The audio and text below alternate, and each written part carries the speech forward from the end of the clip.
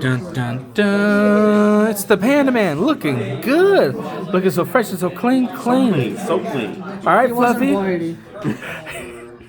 As we did the pan up, I had the ABC, but why? You know me, because why not? All right, let's get into this Musketeer deck profile, top and locals. We'll have the actual place and the title. We're filming this while local's still going on. But yeah, I ended X1. Only lost to a guy right now who's playing for undefeated. So if he wins, my only loss will be to the undefeated, which was playing Infernoble. And unfortunately, I won the dice roll and I bricked game 1. Because I got game 2, but he went first game 3, and I didn't open one hand trap, which was Ash. Same here. And he had connector. Yeah. So I was like, well, I guess we're actually connected today. Anyways, let's get on to it. Of course, 3 Casper, 3 Starfire. If you don't know what they do, adds any of them from deck to hand when a card's activated in its column. Special summons 1. Proper ratios for those. 2 Kid Brave. He's discard 1, draw 2. You have to discard first, then you draw 2, so he can neg you. 1 Doc, adds from deck to hand, adds from graveyard to hand. I'm sorry. 1. What is this guy's name? I don't know. Wild. He shuffles 3 back to draw 1. Very good when you're in the grind game. Just get your resources back because you go through Desperado pretty fast.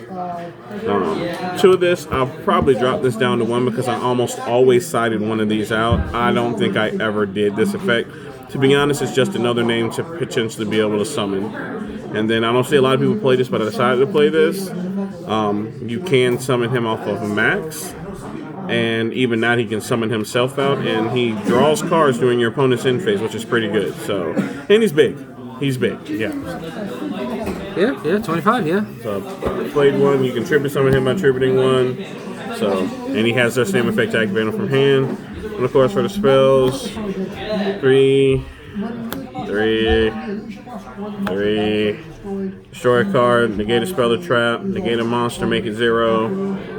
Banish from graveyard. I only played 1 of those, sided 1, and then 1 Magical Monster Crooked Crown. That's another way to actually summon this or any of them if you have a bunch in your hand, and also trigger somebody's effect. So if it gets sent to the graveyard, you can add 1 from deck to hand, but it has to be sent by your opponent's card effect.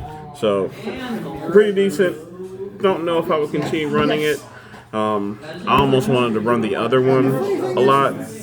But I think I sided only because I had stuff destroyed before, so I chose Extravagance over Prosperity because I would rather draw, since this is more of a hand advantage game, drawing rather than trying to dig into anything. You typically see what you need. The new guy Max kind of gets you where you need, even if you do draw one that's not as good if your opponent has cards. And then Heath's the Resistance, the best card in this deck, the thing that probably makes this deck worth playing, and it came up all the time. Link into the V range. When your opponent can't stop you, and you get to summon a bunch of monsters or add a bunch of spells and traps, there's not much they can do. I mean, if you got a count... Bad judge calls don't count. I don't know what you're talking about. And then a lot of 1-ofs that are pretty good. Instant Fusion, Upstart. This is not a 1-of. I played 2. I'd probably bump this up to 3. Came up a whole lot. Book of Mooning, setting it under Casper. And as soon as they summon anything, putting it face down. Like, this is just really good, this format in general. Like, I would honestly probably up this to 3. People said I was done playing that. My sword soul. 3 Ash, 3 Imperm.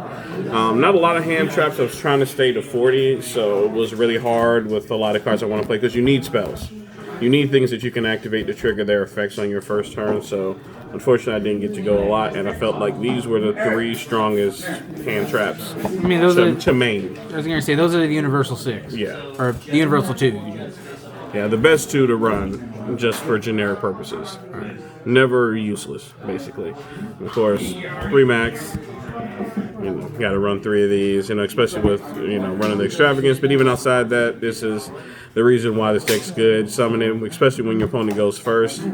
Even if not, once you start grinding and you get in, like I've had people, matter of fact, when I played against my last opponent, what is that? Cashier Adventure. Adventure package is what I was thinking.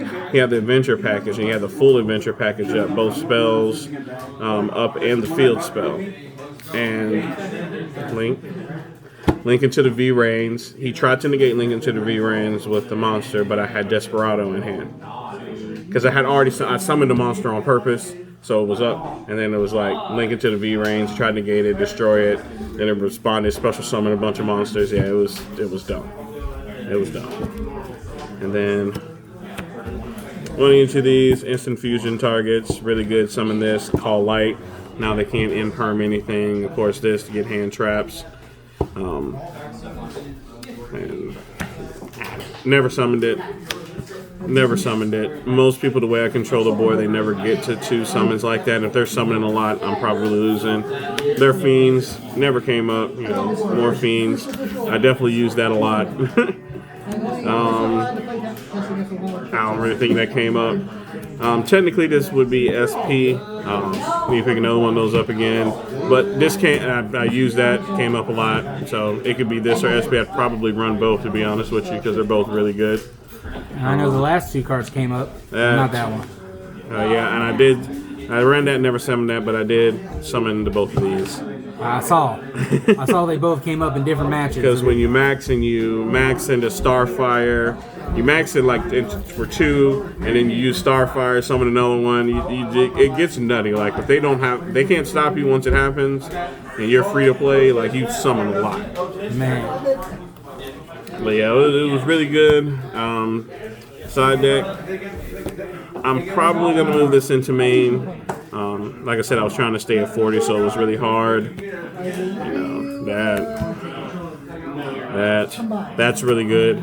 When you shut, that crack, Inferno, when I cracked me with that, I was mad. Yeah, shut their board off, and then if you have, then you go into max, and that I was doing 2s because there were so many cards I want to fit in here. Like the format's just so large, I end up dropping down to a lot of the cards running at 2. This would have won you your Inferno match if you would have saw it. Yeah, I just didn't see it. Yeah. I was hoping to open it, but I didn't. That. And then the only card I run 3 of, I have to be guaranteed to go first for me to have that. But if I side this in and actually it have worked against the Infernoble play, I went first game 2. I saw this. What do? He summons twice and like, and it's my turn.